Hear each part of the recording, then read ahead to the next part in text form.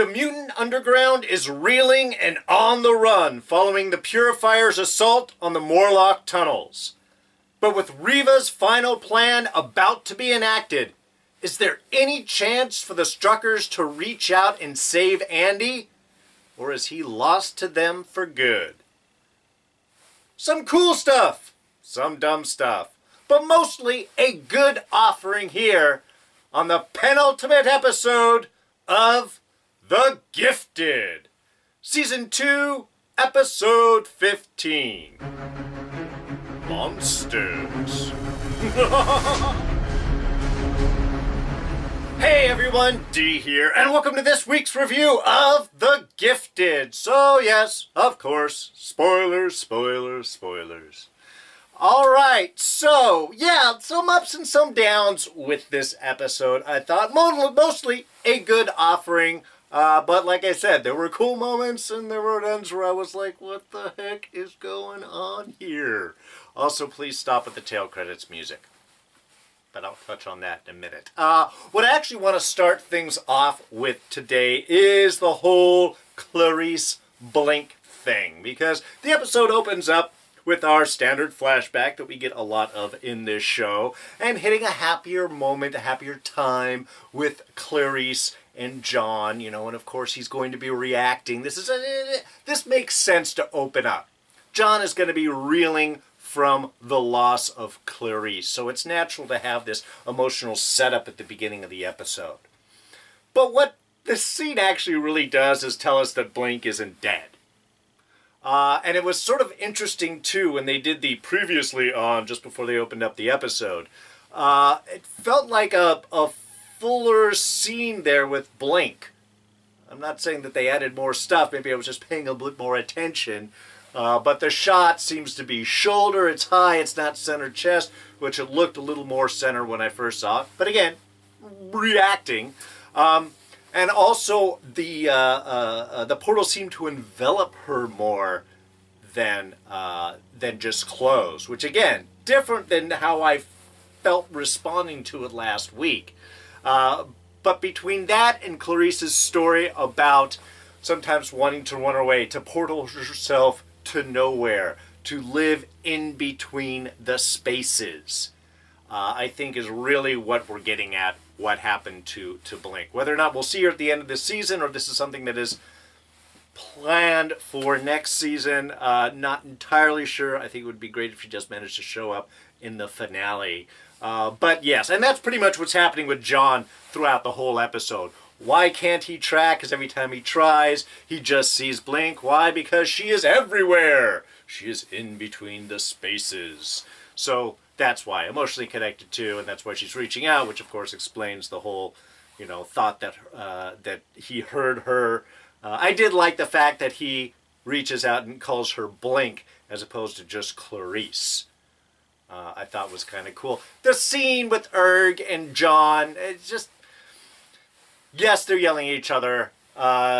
Yes, I thought that it was dumb that John went ahead and punched Erg knowing it was going to happen, but I think he wanted the fight in that emotional moment. Very good that the little girl came up and grabbed Erg and kind of diffused that situation. She certainly was scared of these men going after each other. But what we get out of that, of course, is that Blink was the name that Clarice chose for herself, as Erg put it. So that by the end, John is willing to call out to Blink, is in a way showing an acceptance of who she is now as opposed to his image of her. Maybe, perhaps. But regardless, Blink, pretty sure then all this implying, not dead, just waiting to be revealed. Okay, and for the rest of the episode, let's kick things off with Kate and Lauren. Because one thing that I did like about this episode is the fact that it does continue straight away from the ending of last episode. Everybody is on the run, everyone is scattering, we're recovering from everything. So it keeps an energy, I think, to the episode, for the most part, that worked well. And Kate here really showing her, dark side, ruthlessness, I think is a more appropriate word. Willing to sacrifice the Morlocks to save Lauren. Now she's a mom, of course, but we have been seeing over, these past few episodes, this hardness really developing inside of Kate. I think really mostly all of this season, which has been sort of a nice direction. But it did make for some really interesting storylines. I mean, it makes sense. And she was right. They're in a truck full of bullet holes. They just ran through the cops. It's damaged. It's easily identifiable. They've got to stop. They got to get out of here. They got to spread. Tactically, that was all very smart. Of course, as we saw at the end of last episode, a lot of the Morlocks haven't been out of the tunnels in a long time. Telling them to just look out and hide and get out of the city is really quick. Kind of abandoning. Again, tactically it is smart, but they've sort of taken responsibility for these refugees, and she is ready to drop them in a heartbeat. Which creates, I think, some really interesting back and forth between her and Lauren, who is, of course, obviously very concerned about these Morlocks that they're trying to rescue, and Kate showing that ruthlessness, willing to do anything, especially as they're breaking into the factory or whatever that is. And Lorna's just asking, did you do that knowing that would slow the cops down because they would be going after the Morlocks first? I did what I had to do. It was just, again, not having everything all goody two-shoes and perfect and, black and white and cut and dry. I like the muddiness of the waters. I like the fact that Kate is willing to show this ruthless side to protect her daughter. And how it gets into the point how she is really like, you have powers, you can go out, you can save them all, when she is at that point later on ready to sacrifice herself. First it was sacrifice everyone to save Lauren, and here she's willing to sacrifice herself to save Lauren. That's what a parent does. It's nicely presented, but it's just such an interesting bit how Kate has really overly embraced in some ways, the whole, mutant situation and mutancy in general. It's like, you've got powers, you can save them all, you can do is you can change the world. I mean, really just kind of a lot of pressure, I think, for Lauren. But an interesting kind of just intense shift for her. Which does eventually, Lauren does get her powers back and all that, which again, very cool sequence. The only thing that kind of got to me on this whole section of the episode is the cops seem to have found them pretty quick and seem to have all closed in numbers. I mean, I know they're searching for the Morlocks, they're searching out there, but it's not like a cop showed up and then they saw something and then they called the dogs and then backup came in. It's just like everybody showed up all at once, which I thought was just convenient. Though, as with most police forces, they tend to just watch the front and not watch the back or sides or other potential escape routes. A lot of trust that people are only going to use doors. So, yeah, the cops in that way kind of dumb, but they don't get the medal for the dumbest moment of the episode. And actually, it's kind of interesting because the dumbest and one of the coolest were right there. In fact, I would say more like the coolest is bookended by a couple of really dumb moments, which was sort of an interesting bring up. And I'm referring to the whole alley sequence. So, Reed and Marcos, they're going back. They're going to look for John. The fact that John is in the same alley with the Purifiers have just escaped, or have just gotten out, and the cops are looking for everyone. That John's in the same alley where they were pulling all the refugees out of, kind of like the central exit point. Hasn't moved. I know Marcos makes a statement like, I'm surprised he hasn't been got yet. But that's a throwaway line that doesn't really explain it. So him being there was dumb. But the shot of him punching the wall, I had to pause it and rewind it. I get the emotional moment, but that looked totally dumb. Just standing there. Just, no. It was bad. It was dumb. It just looked horrible. So that, again, that was annoying.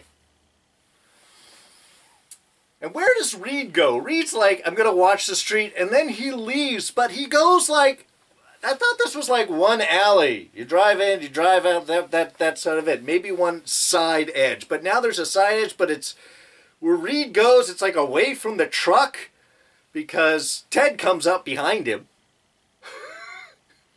which would have expected to have been where the truck was just parked. So I don't know what whole kind of a maze that Reed ends up going to find himself just to go watch the street. So that was a little annoying. But that scene itself, super cool. Is in fact our Scene of the Week for this week. Because as it develops, again, it's perfect. It shows us the Reed that we've been wanting to see, that I personally have been wanting to see.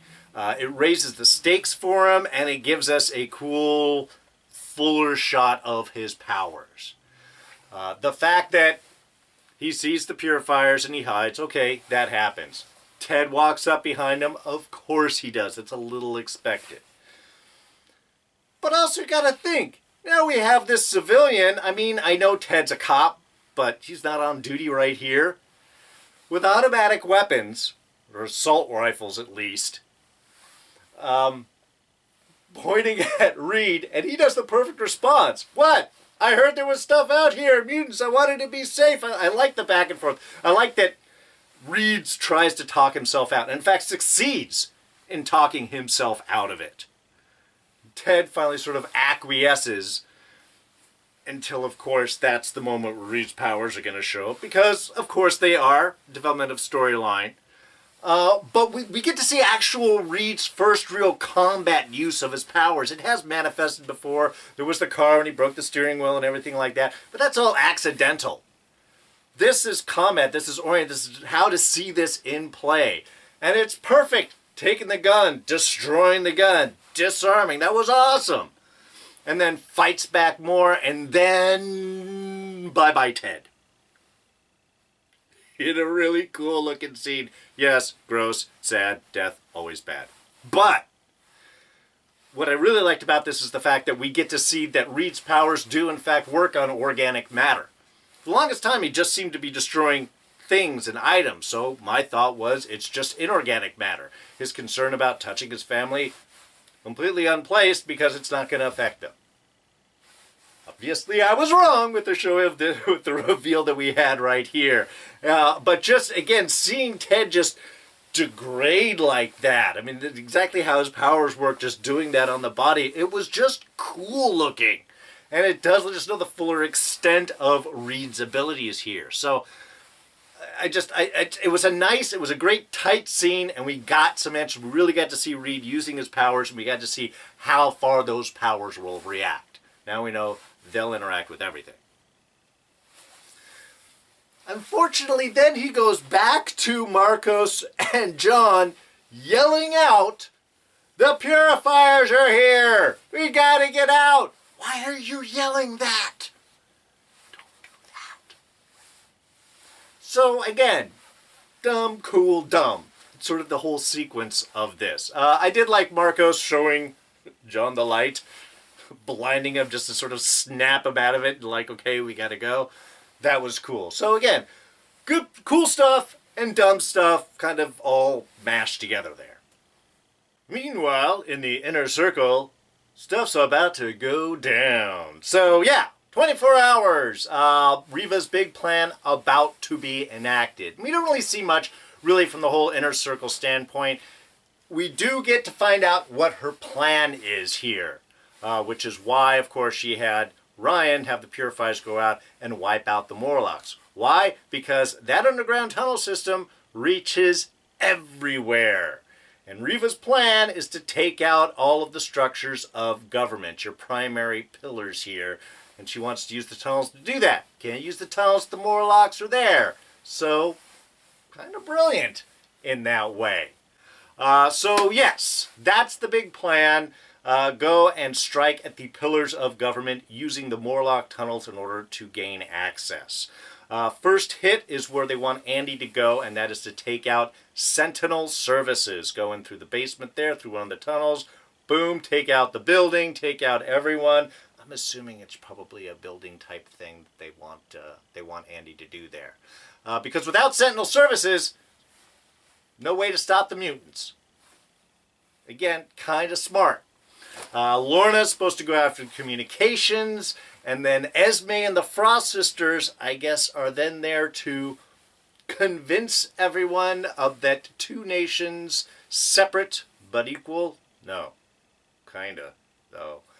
Basically, convince, and I'm assuming members of Congress, government, not just the people, but the people in charge that are surviving, because I don't think the Frost Sisters have the sort of breath to affect massive crowds. Who knows, maybe they have some other technology that they can do, but we'll just assume smaller group, better do a surgical strike, affect the minds of the people in government. Give them the idea, the belief that need to split the nation. Two nations, one for humans, one for mutants. Simple plan. Pretty straightforward, I guess. And so at least we get to find out what we are going to be able to expect for next episode. In the meantime, of course, this is the backdrop against which Lorna is trying to pull Andy back from the brink.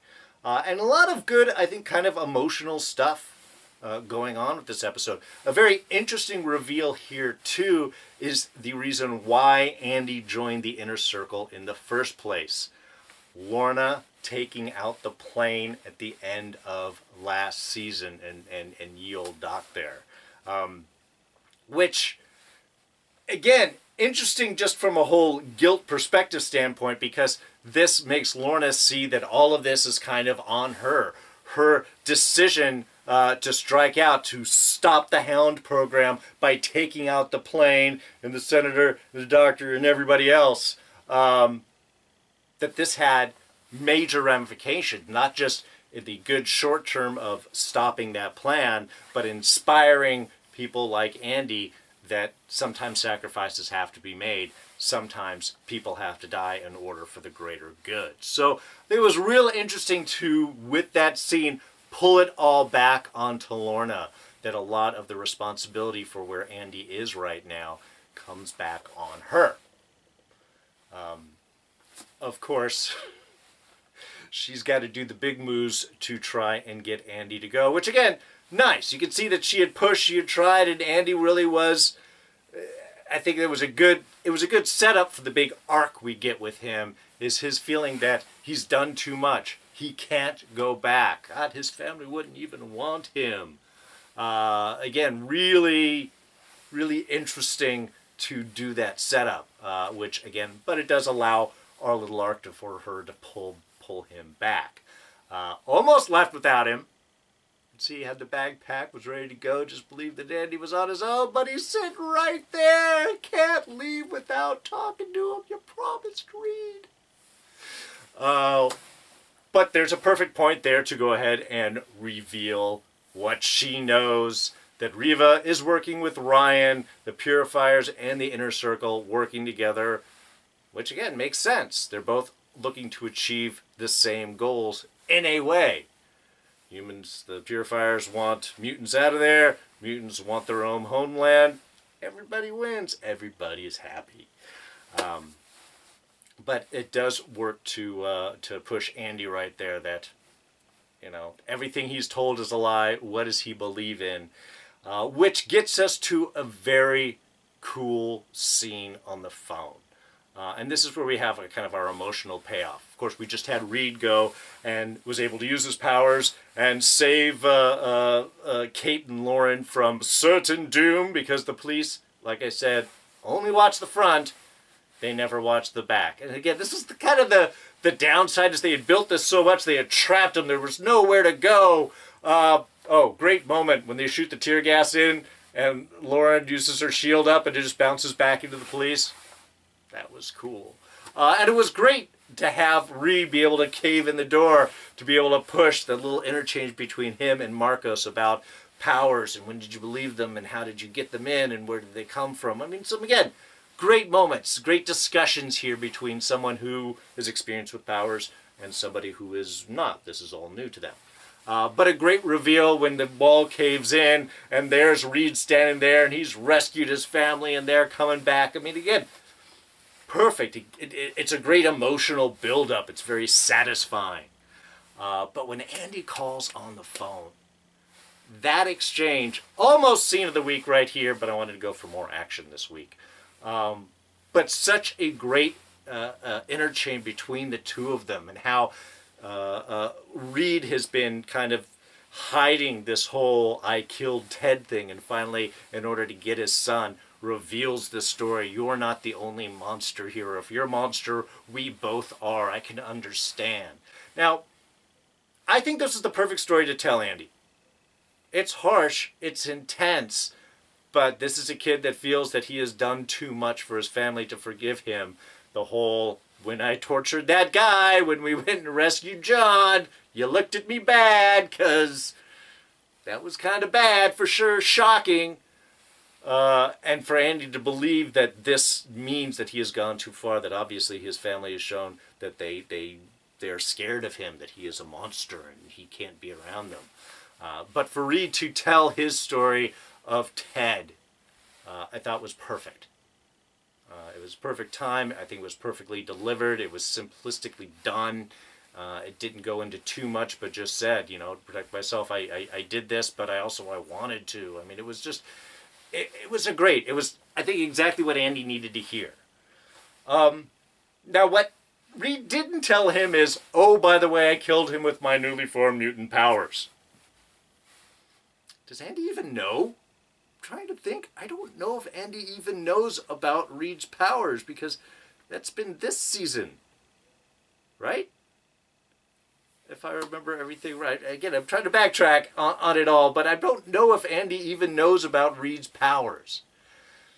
But I think trying to reveal that he is a mutant on the phone, I don't think that would have worked. I think that would have seemed too much.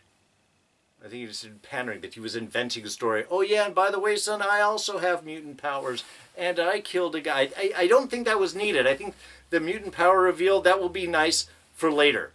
That'll be a further bonding moment. But I think here, it's not the mutant that's the monster. It's the killer that's the monster. And I think that's what Reed needed to sort of share with Andy. To show that they're both alike, that he is embracing the darkness. What was Reed's concern about the family is that the family is just darkness. And like Kate coming back, maybe you needed to embrace that darkness in order to connect with Andy. And that's really exactly what needed to be happened. So I thought that was a brilliantly done scene. I thought it was emotional. I thought it was just enough and not too much. And then we get our beautiful knock on the door and Andy walking in. I'm going to start tearing up right now myself. I thought it was really sweet. Hated the music, though. Like I mentioned before, I get so tired of this overly sappy, emotional, let's tie up the emotional storylines music they're always playing at the end of these episodes. Didn't need it. But it was sweet. And Jace. Look, I'm only going to spend a minute on Jace. I would like to say, I think he's finally seen the light. Ted comes up to him, and Jace is reacting. There were kids there. It was supposed to be this terrorist camp, and there were families. And it's like, oh my God, has he finally seen the light? Seems like that. Even when he goes back to his place, he's watching those YouTube videos where people like, stop the mutants. But what's the story they're saying? They're stealing food and supplies. Look, here's videotape of them right here. Just looking like a couple of tired, dirty, homeless people. Families. Kid. I don't know if that was the same kid that was down the tunnels that he saw. I think he was just reacting to the fact that it was a kid. But yes, hoping that Jace has finally seen the light. That what he's doing isn't right. And maybe it almost works. I don't think that it does. When he goes back to Benedict at the end there and he kind of tells him, you told me it was terrorist things, but these were just families, protecting their home. And Ryan's like, screw that. I understand there's supposed to be a mutant attack. Don't you want to be out there fighting for America and humans? I think Jace is going to just buy into that. So I would like to believe that this has finally rounded a corner for him. But I don't know if it's a little too late at this point. I think he's still going to go out there and fight, and I think Jon's going to kill him. Did Jon see that he was the one who shot Clarice? I don't know if he did from his perspective. But I don't think things are going to go well when the two of them meet up. And that is bound to happen. Why do I have telepaths when they can't tell me when people are going to betray me? I hear you, Reeva. I have been wondering that for episodes. I appreciate that it was at least said and brought out. Yes, of course, Andy was committed up until now. I did like the fact that they were able to sense the uncertainty in Lorna, but she had always, followed through with everything, so they didn't really have a reason to doubt that. I like the fact that they at least touched on it. All right, and before we wrap things up, I do want to touch on something we've been sort of trading back and forth in chat. Yes, I did say last week that I believe that this is going to be the final season for The Gifted. I also know that series creator Matt Nix was at the TCA's, the Television Critics Association, discussing what he hopes is the future for the show, and commenting that he believes that this is not going to be renewed for broadcast, but is hoping that maybe Hulu will pick it up for a third season on streaming. Yes, it's not going to be picked up for broadcast. They were kind of surprised it was picked up for a second season. Just the ratings haven't been that great, and they've been going down. I think it's less than 2 million viewers, 0.5 in the 18 to 49 demo, the big one that I don't know what any of those numbers mean. All I know that apparently it's bad. And usually at this point is when shows do get canceled. Now, many shows have been picked up on streaming services for an additional season, The Expanse being one of the most recent and high-profile one, and yay to that because it's an awesome series. But I don't see that happening. And again, this is personal. I could be entirely wrong. But I don't see what's in it for Disney to renew this series. Again, the Fox merger deal, that's going through any time now that's going to be finalized. Disney and Marvel is pulling everything under their own umbrella, and I don't see what the need is for them to continue on an X-Men mutant series that is not in the MCU or has not been created under Disney's aegis. And since they're a primary stakeholder in Hulu, especially with, again, the Fox acquisition as well, I don't see why Disney would want to do it. I don't see what it benefits them. I like the show. I'd love to see more of it. I just don't think that it's going to happen. I think Disney is pulling all of its properties back and is going to figure out how it wants to integrate mutants in with the MCU and then slowly roll out from there. So, yes, I know Matt Nix wants the show to continue. I know many of us would want the show to continue. I'm just saying, and again, it's just my opinion. I think it's an educated opinion. I think next week will be the final Gifted episode that we get to see. That's it. Everything comes to a fore. We get to see Reeva's plan. Hopefully a big mutant battle. It's the finale. You've got to go big, right? Go big or go home. You may go big and go home, but at least go big for this big finale. Cannot wait to see it. Curious how far they're going to go. Do we get Clarice back? Does Jace snap out of it? Is Reeva going to be axed by probably the Strucker twins? Hopefully yes on all of those. I don't know. We'll have to wait and see. Big season finale next week. But for now, we're going to wrap things up. Thank you so much for joining me on this review. And as usual, here comes the spiel. If you enjoyed it, please go ahead and hit that like button. Thoughts, ideas, and comments, throw those down in the section below. What was your favorite part of the episode? Do you like where things are going? Do you think Jace is going to turn around? And what did you think of the Jon punching in the alley scene? Please let me know what you guys think. Throw those down in the section below. You can always catch me on Twitter and Instagram. I am at Darren Jakes. Please subscribe. I know we're almost done here, but we got so many different shows coming up. It's going to be awesome. Don't miss any of them if you're a subscriber. You won't if you click this button right here. And we'll throw up a couple of our latest reviews right here that you can check out. So, that's going to be it for me. I'm D, and I'm out of here. Catch you guys next time. Bye-bye.